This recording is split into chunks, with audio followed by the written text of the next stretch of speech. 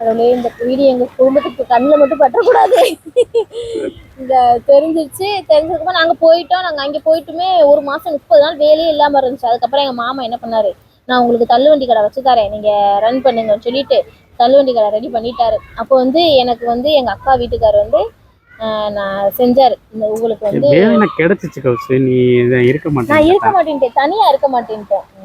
பயந்துகிட்டே புதுசா இருக்கு. ஏன்னா உங்க ஏரியாவே பசங்க பூரா எல்லாம் ஒரு மாதிரியா தண்ணி அடிச்சுக்கிட்டு கஞ்சா அடிச்சுக்கிட்டு ஒரு மாதிரியா இருக்கவும் ரொம்ப பயந்தான். இல்லை என்னையால தனியானா இருக்க முடியாது.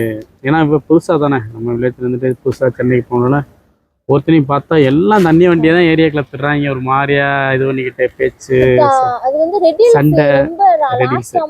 முக்கால்வாசி பேர் தெலுங்கு தான் பேசுதுங்க. தெலுங்கு தானே ஃபுல்லாவே ஆந்திராக்காரங்க. தெலுங்கு தான் அதிகமாவே பேசுறாங்க. நமக்கு அது வந்து ஒரு மாதிரியாவே இருந்துச்சு. அதுக்கப்புறம் எங்க மாமா ஒரு ஹோட்டல் மாதிரி தள்ளுவண்டி வச்சு கொடுத்தாப்புல. தள்ளுவண்டி கொடுத்தோன்னா தை மாசம் ஆரம்பிச்சா எங்க வாழ்க்கையில அது என்ன சூரியவம்ச படம் மாதிரி சூப்பரா போச்சு. ஆரம்பிச்சு நல்லா வச்சோம்னா எனக்கு வந்து இப்ப எங்க அக்கா வீட்டுக்காரர் என்ன பண்ணாருன்னா, இப்போ இப்படி கல்யாணம் பண்ணிட்டு போய் இப்போ மொட்டைன்னு இருக்குங்க, எதுவுமே இல்லாம இருக்கு. அவர் தான் வந்து அந்த இடத்துல 1 லட்ச ரூபா காசு கொடுத்து அப்ப வந்து 2 பவுன் நகை எடுத்தோம். உங்களுக்கு செயின், மோதிரம், எனக்கு வந்து தோடு மாட்டல் அப்படிங்கிற மாதிரி எடுத்தோம். நகை எடுத்து தோடு மாட்டல் வந்து ஆல்ரெடி எங்க அம்மா எடுத்து வச்சிருந்துச்சு. இது வந்து இதுக்கு முன்னாடி நம்ம விஷயத்த நிறைய சொல்ல மறந்துட்டேன். எப்படின்னா நான் அந்த காயினை எடுத்தேன்ல, அந்த 1 வருஷம் தாலியை மறைச்சிக்கிட்டு அவங்க வீட்டிலே இருந்தாங்க. யாருக்கு தெரியாம இருந்தாங்க, யாருக்கு பெருசா தெரியாது. 1 வருஷமா இருந்தா சரி இன்னும் கல்யாணம் ஆயிரும், ஏதாவது பொண்ணை பார்த்து சீக்கிரம் பண்ணிடுவோன்ற மைண்ட் செட்டே நானும் இருந்தேன். எங்கள் அண்ணனை அந்த டயத்தில் ட்ரீட்மெண்ட்டுக்காண்டி நான் அங்கேயே கூட்டிக்கிட்டே தெரிஞ்சேன். ஏன்னா லாஸ்ட்டில் ஒரு மாதிரி அந்த பேக் சைடில் வந்து புண்ணு மாதிரி வந்துருச்சு. புண்ணு வரவும் லேசர் ட்ரீட்மெண்ட்டு இந்த மாதிரி புண்ணு ஆத்துறதுக்காண்டி, ஏன்னா பெட்லேயே படுத்து கிடக்கிறனால அந்த இடத்துல அந்த இது மாதிரி வந்துருச்சு. சரி ஆற்றணுமேன்றக்காண்டி நான் டெய்லி போவோம், தூக்கிட்டு போகணும், திருப்பி உள்ளே தூக்கிட்டு அங்கேருந்து வரணும். நல்லா கொஞ்சம் வெயிட்டான ஆள். அவர் வந்து நார்மலானா ஓரளவு தூக்க முடியாது, கொஞ்சமாச்சும் நல்லா இதாக இருந்தால் தூக்க முடியும். ஏன்னா 80-85 கிலோவுக்கு மேலே இருப்பாப்புல. பாடி பில்டர் மாதிரி அவர் உடம்பு நல்லா ஃபிட்டாக இருப்பாப்புல ஆள் பார்க்க. அதில் வந்து தூக்கணும்னா கொஞ்சம் நல்லா போல்டான ஆள் தான் தூக்க முடியும், நார்மலாக தான் தூக்க முடியாது. அதனால் வந்து நானும் தூக்கிட்டு வருவேன். இந்த மாதிரி தான் இருந்தேன். அந்த மாதிரி டயத்தில் தான் இருக்கையில் தான் எங்கள் அம்மா யதார்த்தமாக பீரோக்குள்ளே போய் செக் பண்ணிட்டாங்க. செக் பண்ணையில் எங்கடா காயினை காணோம். அதில் தான் மாடு பிடிபட்டுச்சு. பிடிபட்டுச்சுன்னா இவங்களுக்கு வந்து சொல்லக்கூடாதுன்ற ஒரு இது இல்லாமல் இப்போ சொல்ல வேணாம், சரி மாற்றி நம்ம அதுக்கு பதிலாக வேறு காயினை வாங்கி வச்சுருவோம் அப்படின்ற மைண்ட் செட்லேயே நான் இருந்தேன். சரி இப்போதைக்கு நம்மகிட்ட இல்லை, ஆனால் வந்து வாங்கி வச்சிடணும் அப்படின்னு கேட்கையில் எப்படியும் எங்கள் அம்மா கண்டுபிடிச்சிட்டாங்க. உள்ளே ஏதோ காயினை காணாம் அப்படின்னு இல்லை. நான் சொன்னேன், அம்மா நீ ஒழுங்காக செக் பண்ணுமா, அதெல்லாம் இருக்குன்னு சொல்லிட்டு ஒரு வாரத்தை ஓட்டிட்டேன். அடுத்து 1 மாதத்தில் டவுட் வந்துருச்சு எங்கள் அம்மாவுக்கும். கொண்டு போய் இங்கே தான் கொடுப்பானோ என்னன்னு தெரியலையடா அப்படின்ற மாதிரி டவுட் ஆகிட்டாங்க. உங்களை நான் தான் எடுத்தேன், ஒரு வேலைக்காண்டி நான் எடுத்திருக்கேன், நான் திருப்பி அதை வாங்கி கொடுத்துட்றேம்மா அப்படின்ற மாதிரி ஆயிடுச்சு. அப்புறம் என்னன்னு தெரில, எங்கள் அண்ணன் ஒருத்தர் பாரிலேருந்து ஏதோ அனுப்பி விட்டாரு. அதில் வந்து தோடுனா காணாம போகணும்னு சொன்னோன்னா, அப்புறம் எங்கள் அண்ணன் ஃபோன் பண்ணிவிட்டு என்கிட்ட கேட்க, ஏடா தோடுனா என்னடா காணோன்னா, எப்படா போச்சு, யார் நீங்கள் தானே இருக்கீங்க, எப்படி காணாமல் போச்சு, என்ன எனக்கு இன்னொன்று இங்கே கொண்டு கொடுத்துல பண்ணிடலான்னு எல்லாருமே ஒரு மாதிரியே பேச ஆரம்பிச்சிட்டாங்க.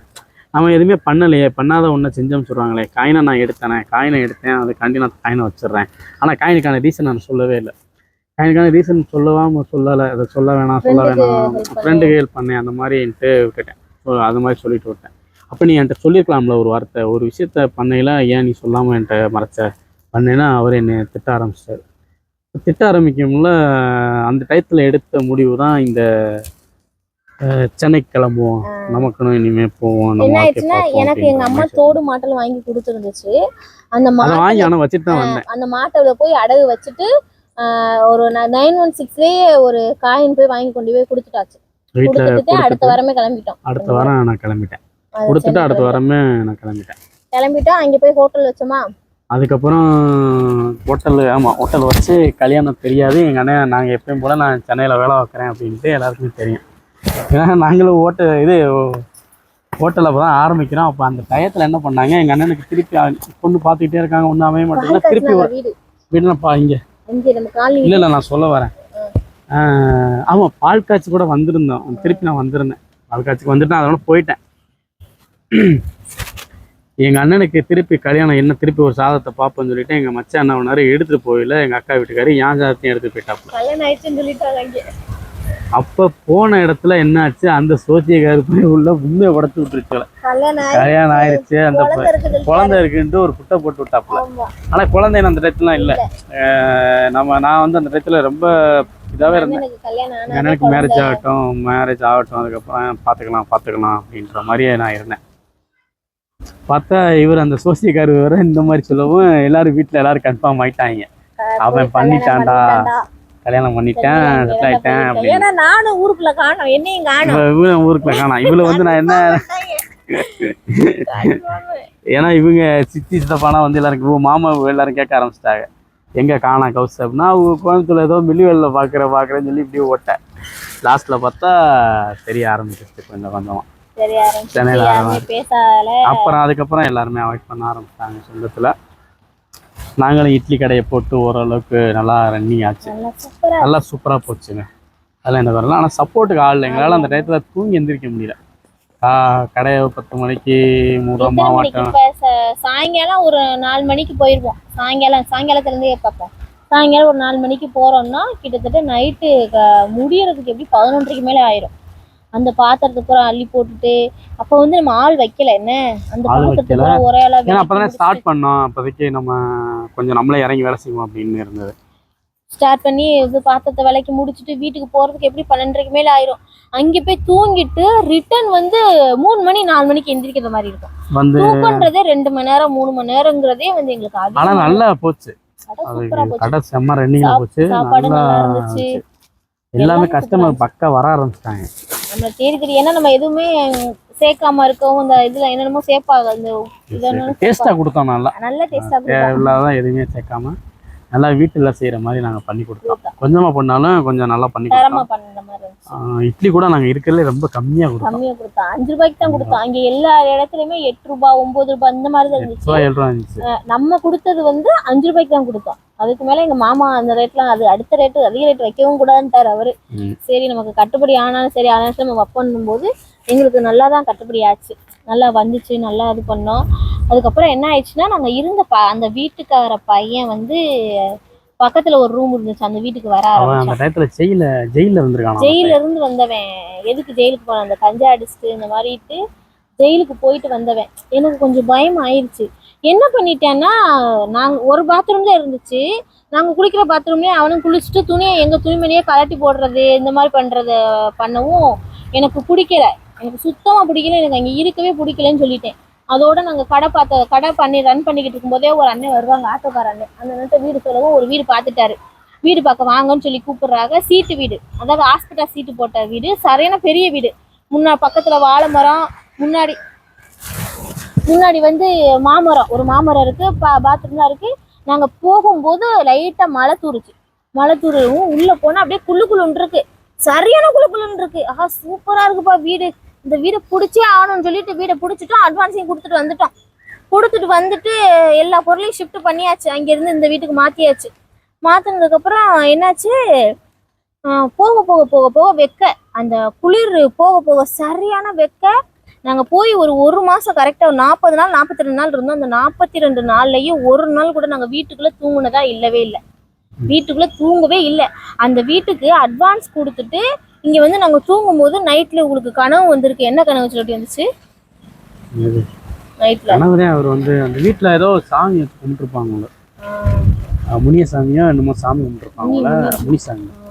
அது வந்து ஆளை நம்மளை பிடிச்சி, என்னடா இங்கே என்னடா உனக்கு வேலை, இது யாரோ கோமணம் கட்டிக்கிட்டு துணி காய போட்ட மாதிரி கனவு.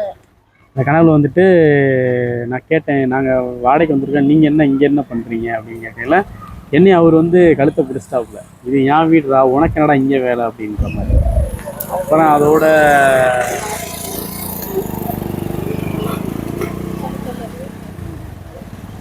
வேணுமே பண்றது தானே, சொல்லு பேசுப்பா.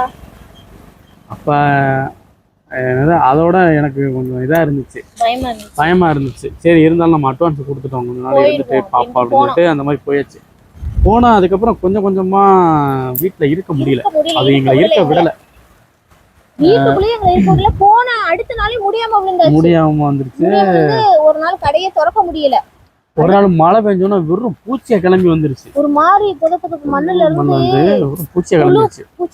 புழு ஒரு வித்தியாசமான புழு. அந்த புழுவை நான் பார்த்ததே இல்லை. இவ்வளவு தண்ணி நீளம் இருக்கு, வெள்ளை கலர்ல அப்படியே நெளிஞ்சு போகுது. அதை பார்த்துட்டு ரொம்ப பயமாயிருச்சு. அதுவும் வாழை மரத்து அடியில இருந்து கிளம்பி வருது. அது அதோட இருக்க முடியாது. அந்த வீட்டுக்கு அட்வான்ஸ் கொடுக்கும்போது ஒரு அம்மா வருது, மஞ்சளை பூசிக்கிட்டு கை நிறைய வளையல போட்டுக்கிட்டு, இந்த வீட்டுக்குள்ள இருக்காத, சரி ஞாபகம் இருக்கா, அந்த வீட்டுல இருக்காத, இது மோசமான வீடு, இந்த வீடு ஒருத்தர் காவு வாங்கிருச்சு, நீ ஏன் இந்த வீட்டுக்கு வா அட்வான்ஸ் கொடுத்தேன்னு சொல்லி கலப்பி விட்டுருச்சு. அதுவும் வேற பயம், கனவு வேற வந்து அதுவும் பயம். சரி அதுக்கப்புறம் வீட்டுக்குள்ளே எங்களை இருக்க விடல. புழுவை பார்த்துட்டோம், எல்லா கண்டதையும் பார்க்கவும் எங்களுக்கு அந்த வீட்டில் இருக்க மனசு இல்லை. சரி வேற வீடு பார்த்துருவோம் அப்படின்னு ஒரு வீடு வேற வீடு பார்த்தோம். எங்களோட நாங்கள் சம்பாதிச்ச அந்த இட்லி கடையில் சம்பாதிச்ச காசு வந்து நாங்கள் வீடு பார்த்தோம். நாங்கள் இந்த மாதிரி மாறி மாறி போனதுனாலவே காசு போனதே. கிட்டத்தட்ட குலைக்க தெரியல. ஆனால் கஷ்டப்பட்டோம் சார், ரொம்ப கஷ்டப்பட்டோம். அந்த ஹோட்டல் வச்சிருக்கும்போது அவ்வளோ கஷ்டப்பட்டோம். எல்லாருமே சொல்ல ஆரம்பிச்சாங்க, மற்ற ஹோட்டல்ல இருந்தெல்லாம் எங்களை மிரட்டுற அளவுக்குலாம் வந்தாங்க. நம்ம பார்க்கலான்னு தெரியல என்ன சொல்லிட்டு மிரட்டுற அளவுக்குலாம் வந்தாங்க. அப்படி இருந்துச்சு, அப்படி பண்ணோம், நல்லா ரன் பண்ணோம். இந்த வீடு மாறுறது இருந்ததுனாலே காசு பூரா அழிஞ்சு போச்சு. இன்னொரு வீடு பார்த்து போயிட்டோம். 20,000 அட்வான்ஸு, வாடகை வந்து 4,500 ரூபாய்க்கு போயிட்டோம். போயிட்டு வீடை பார்த்து பிடிச்சிட்டு ஷிஃப்ட் பண்ணிட்டு இருந்தோம். அந்த வீட்டுக்கு போயிட்டு ஒரு 10 நாள் நல்லா ரன் ஆச்சு. நல்லா கடை சூப்பரா ரன் ஆச்சு. அப்பா இந்த கடை இந்த வீடு நல்லா இருக்குப்பா நமக்கு.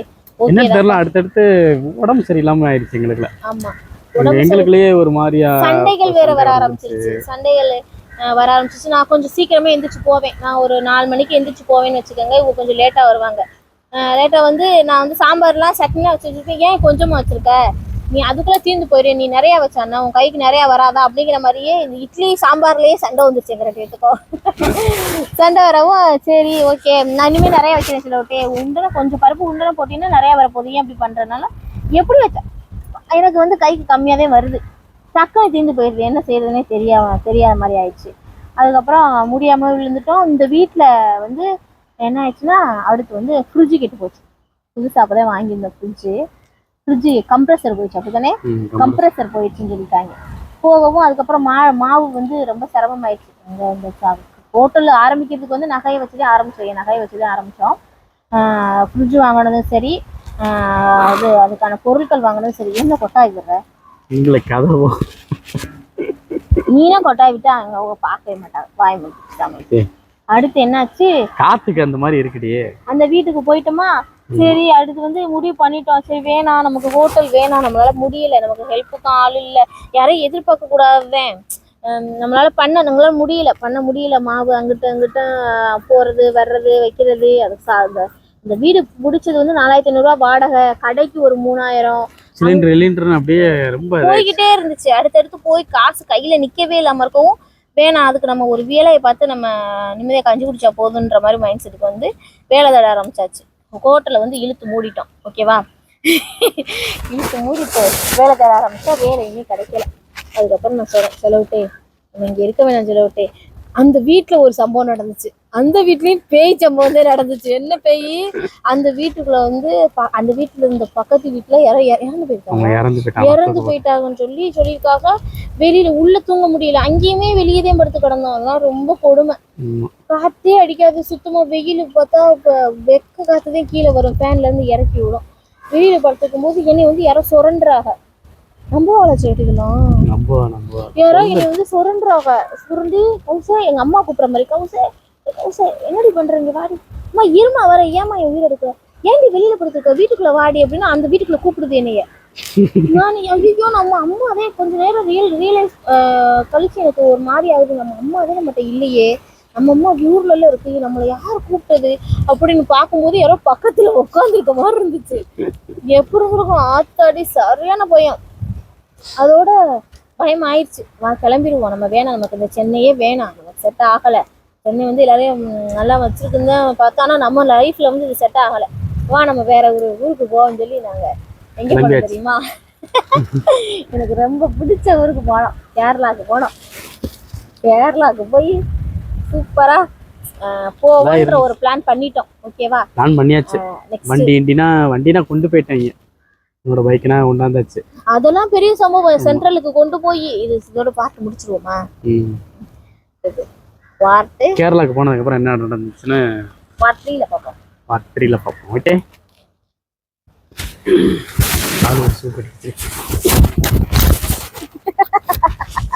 கால் பர மாட்டேங்குது. பாவம் எச்சி தொட்டு வைக்கலாம் நகத்துல.